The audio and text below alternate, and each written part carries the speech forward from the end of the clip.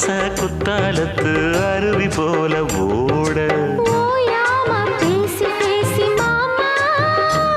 நீ உணர்ச்சிகளை தூண்டி பார்க்கலாமா வாயாடி லாபம் என்ன மாமா நீ விஷயங்களை ஆற போடலாமா வெச்சது யாரு சொக்கப்படி என்னவ பண்ணும்படி சொன்னத கேளு கண்ணுமணி சொந்தமும் பந்தமும் வந்ததடி சொல்லிக் கொடு சொல்ல சொல்ல கத்துக்கிறேன் விட்டுக்கொடு